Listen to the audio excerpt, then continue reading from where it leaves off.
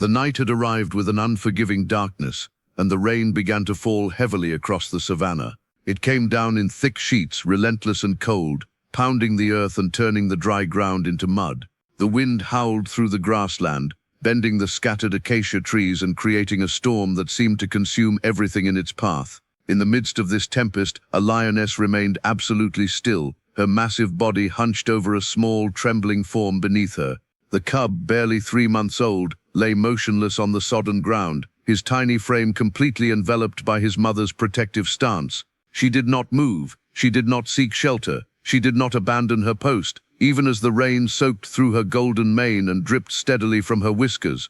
The lioness had been standing in this exact position for hours now, watching her son with an intensity that only a mother could possess. She could feel the weakness in his body, the shallow rise and fall of his breathing, the occasional tremor that ran through his small form. Her eyes, fierce and determined, remained fixed on his face, studying every detail, as if by sheer force of will she could somehow transfer her own strength into him and make him whole again. 3 days earlier, the cub had started showing signs of illness. At first it was subtle. He ate less during feeding time and spent more hours resting in the shade rather than playing and exploring with his siblings. The lioness noticed immediately. A mother always notices. She had watched as her son's energy dwindled day by day, as his playfulness faded into lethargy, as the brightness in his eyes dimmed to a dull glaze. She had tried everything she knew to help him. She had kept him close, warming him with her body heat during the cool nights. She had encouraged him to drink from the watering hole, gently nudging him toward sustenance. She had licked his face and his entire body, an ancient maternal instinct driving her to clean and care for her suffering child. But nothing had worked. With each passing day, the cub grew weaker. His movements became sluggish and uncoordinated. Where once he had bounded alongside his mother with the natural grace of a lion cub, now he could barely walk a few paces before collapsing in exhaustion. His breathing became labored, each breath a visible struggle. The lioness could see the pain in his eyes, could feel the fever radiating from his small body when she pressed her face against his fur. She knew, with a mother's terrible certainty, that her son was dying. The rain intensified as night fell completely. The temperature dropped, and the wind carried a bitter chill across the savannah. Most animals had sought shelter long ago, huddled in caves, beneath dense vegetation, anywhere that offered protection from the merciless storm. But the lioness would not leave. She could not leave. Her son lay beneath her, fighting for every breath, and she was determined that he would not face this struggle alone. She expanded her body even further, stretching her legs out to create a larger shelter, angling her head to shield his face from the harshest of the rain. Her mane, once a symbol of power and authority, now served as a barrier against the elements, protecting the fragile life beneath her. As the night wore on, the cub's condition deteriorated further. His breathing became even more shallow, almost imperceptible. His body had stopped trembling, which the lioness somehow understood was not a good sign. She lowered her head and pressed her nose against his, breathing warm air onto his face, desperate to maintain his connection to life. She made soft sounds, gentle rumbles in her chest that were meant to be comforting, meant to convey that she was there, that he was not alone, that his mother would not abandon him no matter what the darkness and the storm brought. The lioness's mind was consumed with worry and maternal desperation. She thought back to the moment he was born, to the wonder and vulnerability of that tiny creature entering the world. She remembered how she had licked him clean, how she had felt the surge of protective love so intense it had nearly overwhelmed her. She thought about how quickly he had grown, how rapidly the days had passed, and how she had assumed there would be countless more days ahead, countless more moments to teach him to hunt, to fight, to survive in this harsh and beautiful world.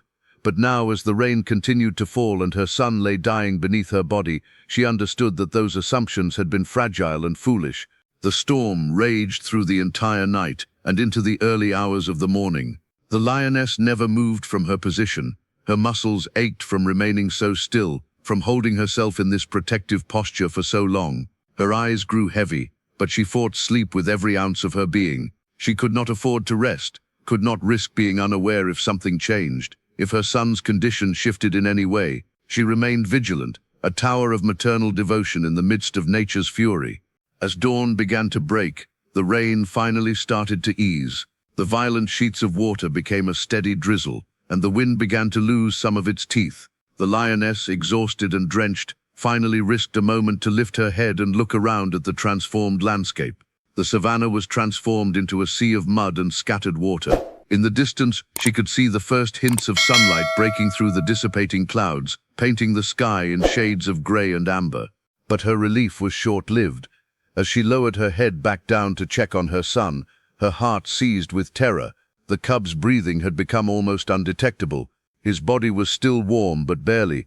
The lioness began to panic in a way she had never experienced before. She pressed her nose against his again, desperately trying to feel even the slightest sign of life.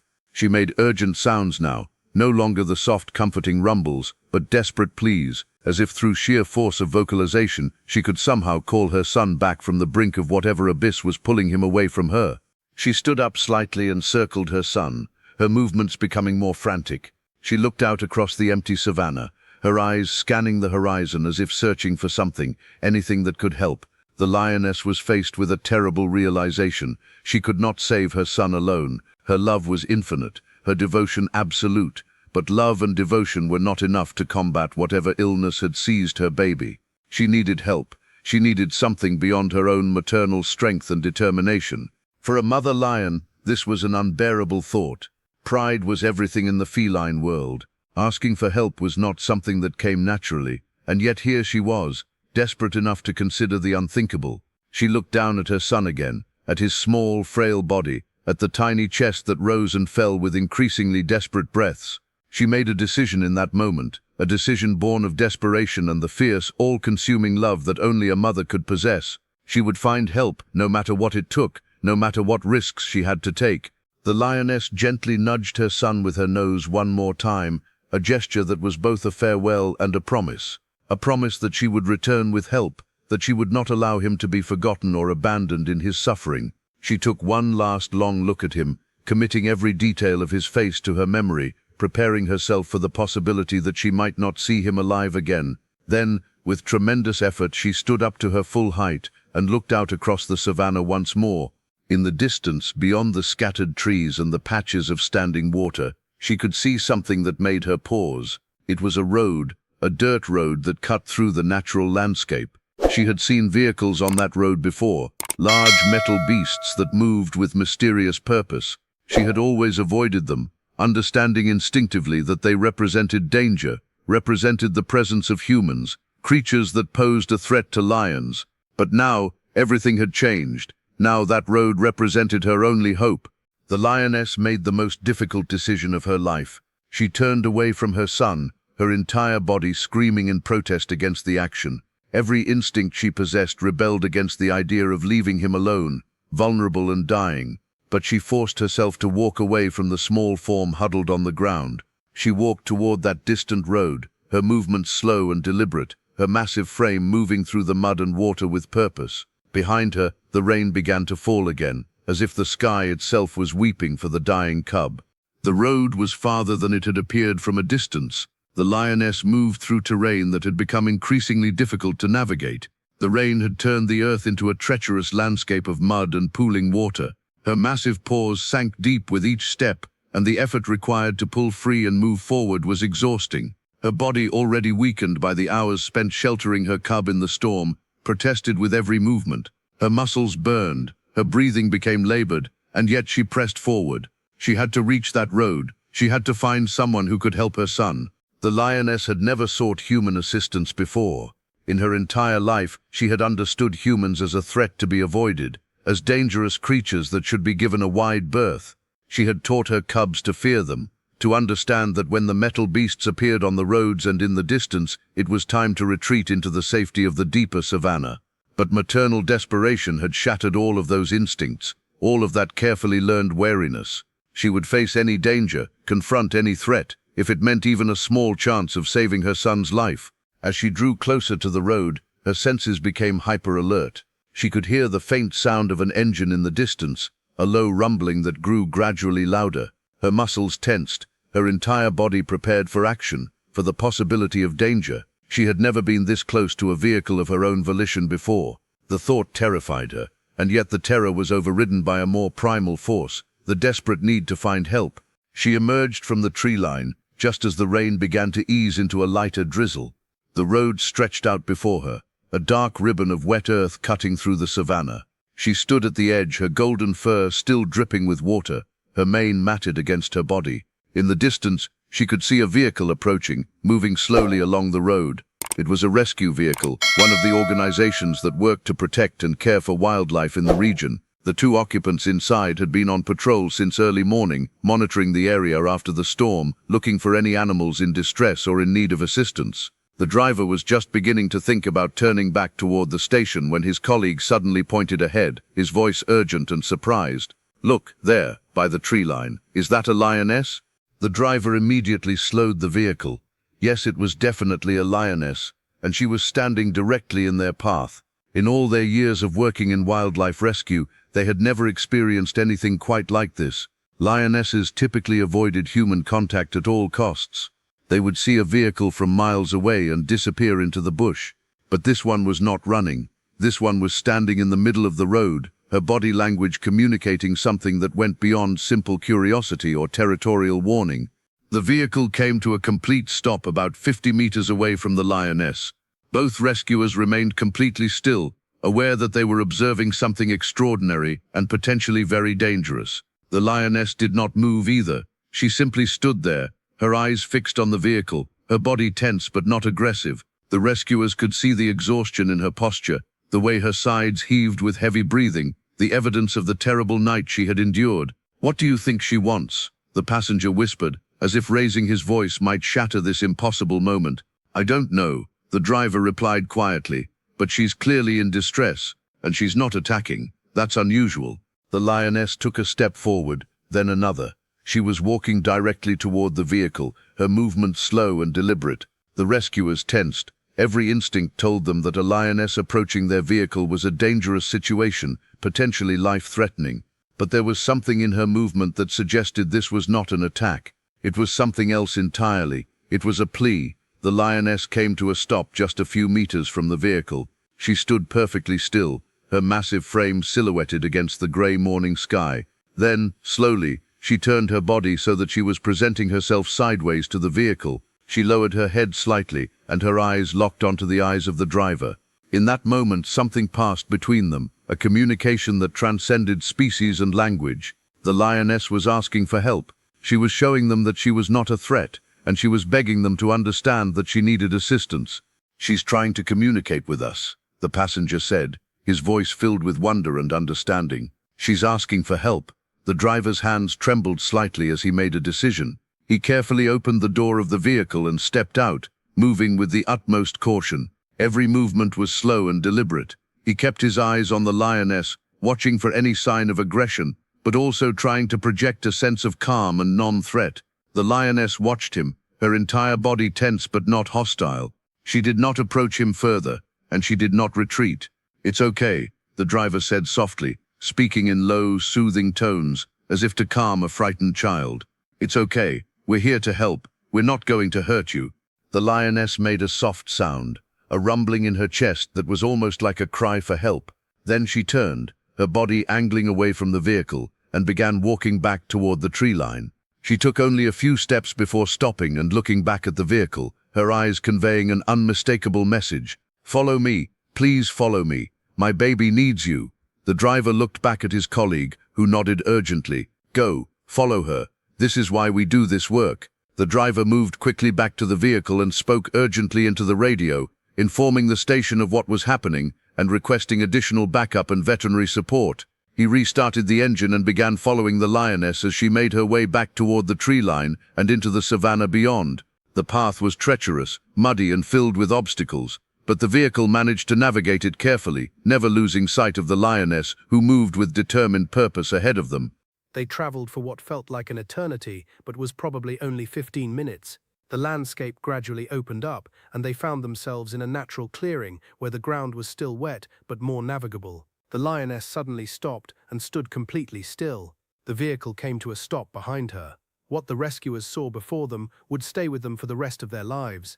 On the ground, partially sheltered by an overhanging tree branch, lay a small lion cub. The cub was so still that for a moment the rescuers feared the worst, but as they looked more carefully, they could see the faint, barely perceptible rise and fall of the tiny chest. The cub was still alive, but barely. His condition was critical. The lioness turned to face the vehicle one more time. She made a sound that was almost like a moan, a desperate vocalization that expressed all of her fear and hope and maternal desperation. Then she slowly backed away from her cub, creating space, allowing the rescuers to approach. This action alone spoke volumes about the intelligence and understanding of the lioness. She understood that she needed to allow these humans to help her son. She understood that her protective instinct needed to be tempered by the reality of the situation. She was literally putting her trust in human hands, something that every instinct she possessed screamed against. The driver and his colleague moved with incredible care and precision. They retrieved medical equipment from the vehicle, including a portable examination kit and tranquilizer supplies. They knew they had to be extremely cautious. A mother lioness, no matter how seemingly cooperative, was still one of the most dangerous predators on the savannah. One wrong move, one action that could be perceived as a genuine threat to her cub, and she could attack with devastating force. The veterinarian, who had been traveling in the vehicle, stepped out with a calm and measured demeanor, born of years of experience working with dangerous animals. She approached the cub slowly, speaking in soft tones, her movements deliberate and non-threatening. The lioness watched her every movement, her body tense, her eyes never wavering from the woman who was now examining her dying son. The vet carefully checked the cub's vital signs. His pulse was weak and irregular, his temperature was dangerously low, he was severely dehydrated and showed signs of serious respiratory distress. The vet looked up at the lioness and then at the driver. She didn't need to speak. Her expression conveyed the gravity of the situation. Without immediate intervention, this cub would not survive more than another few hours. "We need to get him to the facility immediately," the vet said, breaking the tense silence. "He needs IV fluids, antibiotics, proper medical care. Every minute counts." The lioness made another soft sound, almost a whimper, as the vet began to prepare the cub for transport. The cub was gently wrapped in a warm blanket and carefully lifted. The lioness took a step forward, and every rescuer tensed. But she didn't attack. Instead, she simply pressed her face against the cub one more time, a final moment of contact before her son was taken away. It was a heartbreaking gesture, a mother's goodbye, a desperate prayer that her child would survive this separation. The cub was placed in a special medical carrier, insulated and temperature-controlled to maintain his body heat and stability during transport. The driver prepared to return to the vehicle, but he moved slowly, watching the lioness carefully. She watched as her son was carried away, her entire body quivering with the effort of remaining still, of not attacking in a desperate attempt to reclaim her baby. "What about her?" the passenger asked, his voice filled with concern. The vet looked at the lioness with an expression of deep respect and compassion. "We let her follow if she wants to. We get that cub to the facility. But I think she's going to follow us. She's come this far. She's made the most difficult decision a mother can make, allowing her child to be taken away in the hope that we can help. Now we need to honor that trust." The vehicle began to move, heading back toward the clearing and then toward the access road that would take them to the wildlife rescue facility. Behind them, the lioness followed, her pace steady and determined. She did not attempt to attack. She did not try to reclaim her cub. She simply followed, her eyes fixed on the vehicle carrying her baby, moving with the single-minded purpose of a mother who would not be separated from her child, not even by the mysterious and frightening world of human intervention. The journey to the facility took several hours. The lioness maintained her distance from the vehicle but never strayed from the path. She moved through the savannah with quiet determination, and everyone at the facility was informed of her approach. Preparations were made to accommodate her safely while her cub received emergency medical treatment. The rescuers understood that they were witnessing something extraordinary, something that illustrated the profound depths of maternal love and the incredible capacity of wild animals to communicate and to trust, even when every instinct told them not to. The wildlife rescue facility was a sprawling compound situated about 40 kilometers from where the lioness and her cub had been found. It was a place of hope and healing, equipped with state-of-the-art medical equipment, dedicated veterinary staff, and specialized care units for animals in critical condition. As the rescue vehicle pulled through the gates, the staff stood ready, having been briefed on the extraordinary situation unfolding before them. A lioness was following, still in a state of desperation and protective vigilance, and they needed to be prepared for every possible scenario. The cub was immediately rushed into the emergency medical unit. The vet, Dr. Sarah Mitchell, who had been called in specially for this case, was waiting. She had over 20 years of experience treating wild animals, and she had never seen a case quite like this. A lioness of her own volition, seeking help for her dying cub, and then following the rescuers to the facility. It was unprecedented, but there was no time to marvel at the extraordinary circumstances. The cub's life hung in the balance. Dr. Mitchell worked with methodical precision, her team moving around her in a coordinated dance of medical expertise. The cub was placed on a heated medical table, and immediately they began assessing the extent of the damage caused by whatever illness had struck him down. Blood samples were taken and rushed to the laboratory for analysis. An IV line was carefully inserted into the cub's tiny leg, and fluids began flowing into his severely dehydrated body. Oxygen was provided through a small mask placed gently over his face. The cub's body was still and barely responsive, but Dr. Mitchell could see the faintest signs of consciousness, the slightest reaction to the stimuli around him. "He's got a severe respiratory infection, possibly pneumonia," Dr. Mitchell said, her voice calm and professional, even as she worked. "Look at the inflammation in his lungs on the X-ray. His immune system is completely compromised. He's also severely malnourished and dehydrated. If his mother hadn't brought him here when she did, he would have been dead within hours." Outside the medical facility, in a specially prepared enclosure designed to safely contain a large predator while still allowing her freedom to move, the lioness paced back and forth. She had watched as her cub was taken inside the building, and now she was separated from him by walls and glass and human intervention. The facility staff had decided that the best approach was to keep her close enough to know that her cub was being cared for, but far enough away to prevent any dangerous situations from developing. The lioness was in a state of extreme agitation. She paced constantly, her body tense, her eyes fixed on the building where her son had disappeared. She made periodic sounds, low rumbling vocalizations that expressed her anxiety and her desperate need to be reunited with her baby. The staff understood that she was suffering, that the separation was causing her immense psychological distress, but they also understood that it was necessary. A panicked lioness, no matter how intelligent or seemingly cooperative, could be extremely dangerous. They set up a viewing area for her, a large window positioned so that she could see into the medical unit where her cub was being treated. The moment the lioness realized she could see her son through the glass, her entire demeanor shifted. She pressed her face against the window, her eyes fixed on the tiny form on the medical table. She made soft sounds, almost like calls, as if trying to communicate with her cub through the transparent barrier that separated them. Inside the medical unit, the staff continued their intensive work. Dr. Mitchell had established that the cub's primary problem was a severe streptococcal infection that had developed into pneumonia. His immune system, already weakened by malnutrition and dehydration, had been unable to fight off the infection. The combination of factors had created a perfect storm of illness that had brought him to the brink of death. "Start him on broad-spectrum antibiotics immediately," Dr. Mitchell ordered. "I want IV antibiotics, not oral. We need to get the medication directly into his system as quickly as possible. And we need to monitor his oxygen saturation closely. If it drops below acceptable levels, we may need to consider more aggressive respiratory support." The hours that followed were critical. The medical team worked in shifts, never leaving the cub unattended. Every vital sign was monitored constantly. Every medication was administered with precision. The cub's condition, which had seemed so hopeless just hours earlier, began to slowly stabilize. His oxygen levels improved slightly. His heart rate, which had been dangerously irregular, began to settle into a more normal rhythm. His tiny body, wrapped in warming blankets, began to show signs of responding to treatment. Through the window, the lioness watched everything. She watched as her cub received oxygen, as IV lines were placed in his small body, as medications were administered. She couldn't understand all of what was happening, but she understood that her son was receiving care, that people were working to save his life. And in that understanding, her agitation gradually transformed into something more like acceptance, still anxious and worried, but no longer panicked. By the third day, the change was remarkable. The cub's fever had dropped to near normal levels. His breathing had become much less labored.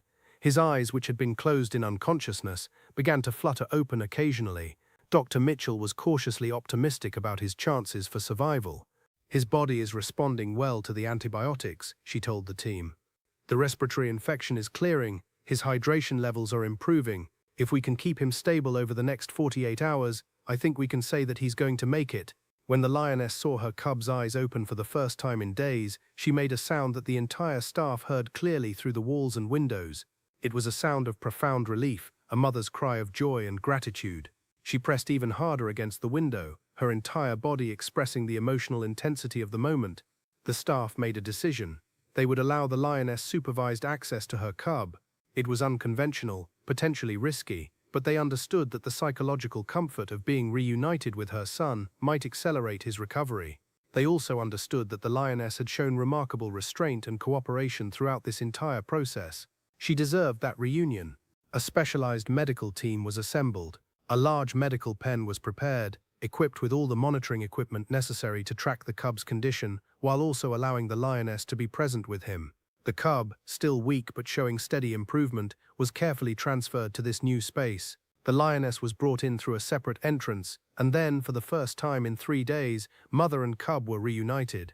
The lioness rushed to her cub immediately, pressing her face against his, making soft rumbling sounds. She licked his face repeatedly, her entire body trembling with emotion. The cub, still weak but conscious, made a tiny sound in response, a faint mewling that spoke of his own joy at being back with his mother. The lioness lay down beside him, her massive body curling around his tiny frame, protective and nurturing. Dr. Mitchell watched through the observation window, her eyes filled with tears. In all her years of working with wild animals, she had never witnessed anything quite so moving, so profoundly beautiful. The connection between mother and child, the desperate love that had driven the lioness to seek help, the trust she had placed in human hands, it was humbling and inspiring. Over the next week, the cub's recovery accelerated dramatically. Having his mother present seemed to have a therapeutic effect that went beyond what any medical intervention could provide. He began to drink small amounts of milk, at first from a bottle with medical staff assistance, then occasionally nursing directly from his mother under careful supervision. His strength gradually returned. His playfulness began to resurface, initially in small ways, a slight batting of his paw at his mother's mane, a brief moment of movement around the medical pen.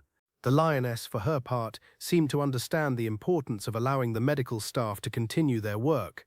She would move aside when the vet needed to examine her cub. She would remain calm when medications were being administered. She had learned to trust these humans, not because she had lost her wildness or her fierceness, but because she understood that they were helping her son. The facility director, Dr. James Okonkwo, spent considerable time observing this extraordinary relationship. He had worked in wildlife rescue for 30 years, and he had never seen a wild animal demonstrate such remarkable understanding and cooperation. He began to document the case, taking photographs and video footage, understanding that this was a story that needed to be shared with the world. "What we're witnessing here is extraordinary," he said to his team during a staff meeting. "This lioness came to us on her own, desperate for help. She trusted us with her most precious possession, her child. And in turn, we have an obligation to not just save this cub's life, but to ensure that both of them are returned to the wild in a way that allows them to thrive."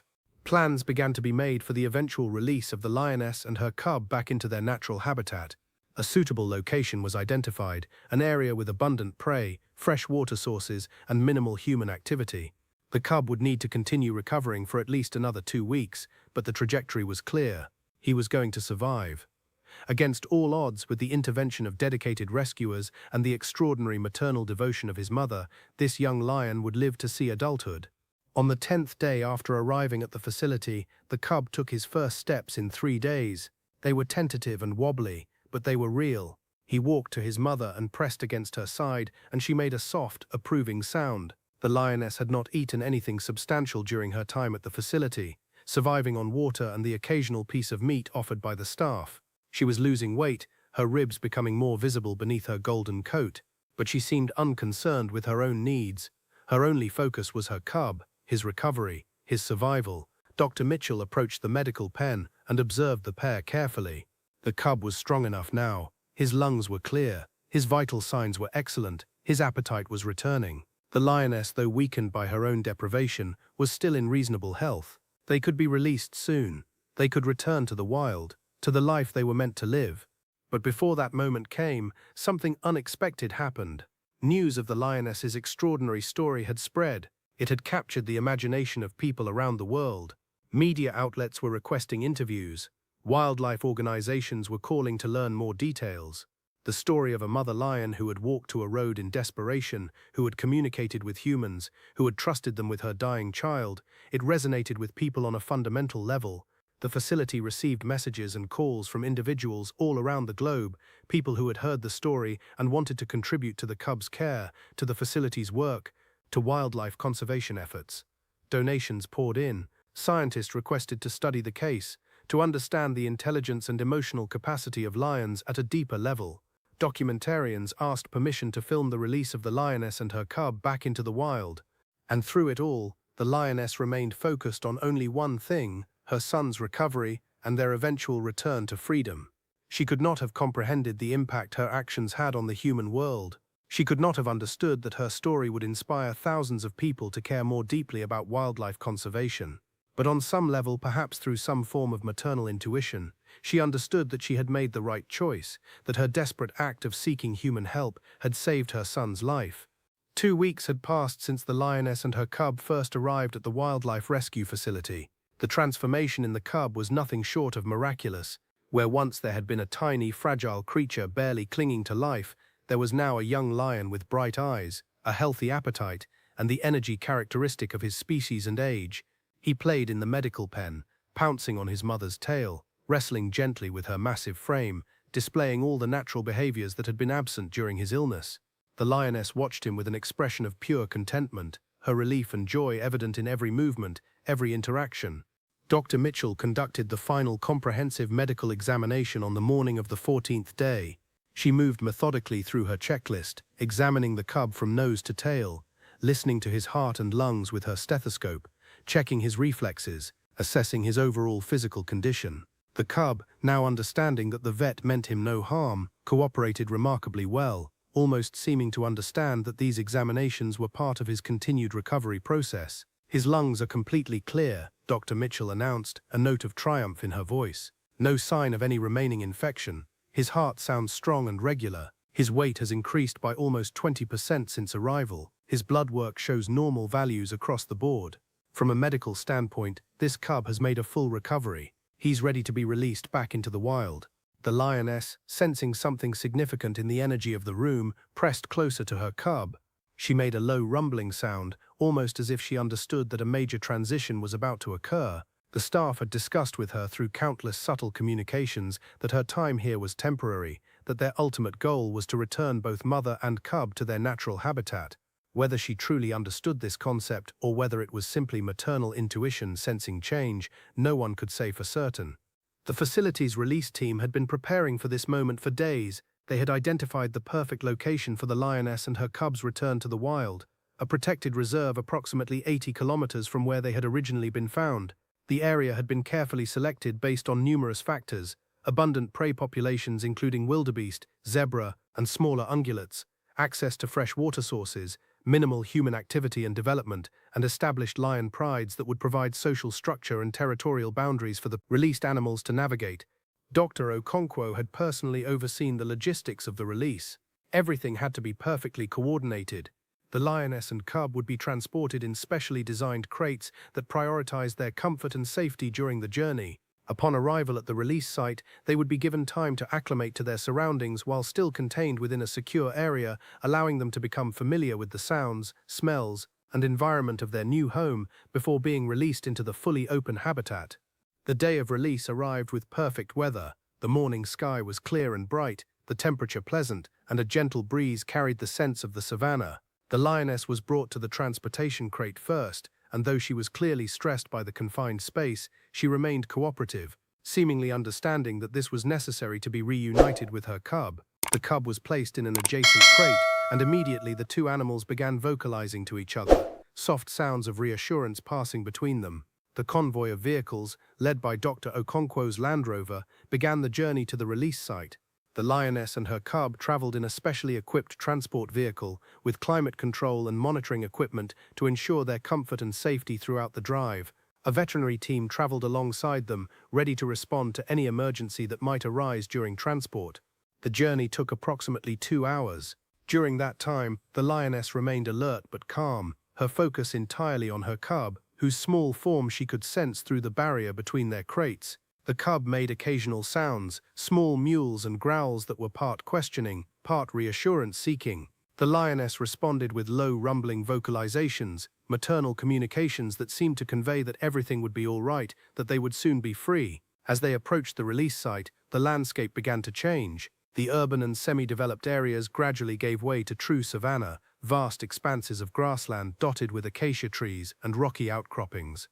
This was wild Africa in its purest form, untamed and magnificent. The vehicles slowed as they approached the release enclosure, a large fenced area of approximately 5 square kilometers that would serve as a transition zone between captivity and complete freedom. The release enclosure had been specifically prepared for the lioness and her cub's arrival. Water sources had been established at multiple points throughout the enclosure. Fresh prey, carefully selected and humanely dispatched, had been placed at strategic locations to serve as food sources during the initial acclimation period. The enclosure was monitored by GPS-enabled cameras that would allow the facility staff to observe the lions' behavior and ensure their well-being during the transition phase. The transport crates were carefully positioned inside the enclosure, and then the doors were opened. For a moment, nothing happened. The lioness and her cub, having lived in confined spaces for 2 weeks, seemed cautious about venturing into this new, larger space. The lioness emerged first, her body moving slowly and deliberately, her senses immediately engaging with the vast array of new stimuli. The smell of the savanna, the sounds of distant animals, the feel of genuine earth beneath her paws rather than the floor of a medical facility, it all registered in her consciousness, grounding her in her natural world. The cub emerged moments later, his small form dwarfed by the expansive landscape before him. He pressed immediately against his mother's side, seeking reassurance. The lioness made a soft sound and began to walk, her cub following close behind. They moved through the enclosure with purpose, exploring this new territory that would be their home during this transition period. Dr. Okonkwo and his team watched from a safe distance, monitoring every movement, every interaction. They observed as the lioness led her cub to one of the water sources and allowed him to drink deeply. They watched as the cub discovered his first piece of fresh prey and, guided by his mother's example, learned to consume it properly. They observed as the lioness claimed a resting area beneath one of the acacia trees, creating a safe space for herself and her cub to sleep as the African night fell. Over the next 48 hours, the monitoring team continued their observation. The lioness's maternal instincts were on full display as she protected her cub, taught him the fundamentals of survival in the wild, and gradually began to re-establish her own connection with the savanna environment she had been separated from. She was thin, her ribs still visible beneath her coat, but she was feeding regularly and regaining her strength. The cub was thriving, his playfulness and energy evident as he explored and learned about his environment under his mother's watchful care. On the morning of the 3rd day in the enclosure, a significant moment occurred. A pride of wild lions, drawn by the scent of the introduced prey, and possibly by the presence of another lioness, began to congregate near the boundary of the enclosure. The monitoring team tensed, aware that this was a critical moment. The lioness inside the enclosure became alert, positioning herself between her cub and the boundary. Her body language shifted, becoming more aggressive, more territorial. She was making it clear that she would defend her cub against any threat, whether from wild lions or any other source. Dr. Mitchell, observing from the control station, made a critical decision. "Open the enclosure," she instructed. "Let them go. She's ready. She's demonstrated that she can survive, that she can protect her cub, and that she's willing to engage with her natural environment and the other lions within it. Keeping her confined now would be keeping her from her natural life." The gates of the enclosure were opened remotely. For a moment, nothing happened. The lioness stood at the boundary, aware that the barrier between captivity and complete freedom had been removed. She looked back at her cub, then out at the vast savanna stretching before her, at the pride of lions gathered in the distance. Then, with a determination born of survival and maternal love, she moved forward. Her cub followed close behind, staying tight against her body as they crossed the threshold from the enclosure into the open savanna. They walked steadily toward the distant pride, the lioness's head held high, her body language conveying both confidence and maternal protectiveness. The monitoring team watched through their cameras and binoculars as the lioness approached the wild pride. There was a tense moment as the other lions acknowledged her presence, the complex social dynamics of feline hierarchy beginning to play out. But then, remarkably, the pride seemed to accept her. Perhaps they recognized something in her that spoke of intelligence and strength, of a mother who had survived extraordinary circumstances to protect her young. Or perhaps, on some level beyond human understanding, they recognized a kinship, a connection forged through the shared experience of survival in the wild. The lioness and her cub were absorbed into the pride. Within hours, she had found her place within the social structure. She hunted alongside the other females, teaching her cub through example and participation the skills he would need to survive as an adult lion. The cub learned to track prey, to understand the hunting strategies employed by experienced predators, to comprehend the complex social dynamics of pride life. 2 months after their release, the monitoring team confirmed what they had hoped for. The lioness had given birth to 2 additional cubs, healthy and strong. She was raising them alongside her original cub, her maternal devotion undiminished by her ordeal. She had become an integral member of the pride, contributing to hunts, protecting the territory, and establishing herself as a survivor of extraordinary circumstance. Dr. Okonkwo received a final report from the field monitoring team. The lioness was thriving. Her cub, the one who had been dying from pneumonia in the rain, was growing into a healthy, strong young lion. The story that had begun with a desperate mother seeking help on a muddy road had transformed into a triumph of survival, of the incredible bond between mother and child, of the profound impact that compassion and medical expertise could have when combined with the determination of a wild animal fighting for her family's survival. The facility continued to receive messages from around the world. People who had heard the story of the lioness spoke of how it had changed their perspective on wildlife, on the intelligence and emotional capacity of animals, on the importance of conservation efforts. Schools used the story as a teaching tool about maternal love and survival. Documentaries were produced, capturing the essence of that extraordinary moment when a desperate mother had walked to a road and asked for help, and humans had answered that plea. But the greatest testament to what had occurred was not in the global recognition or the accolades received by the rescue facility.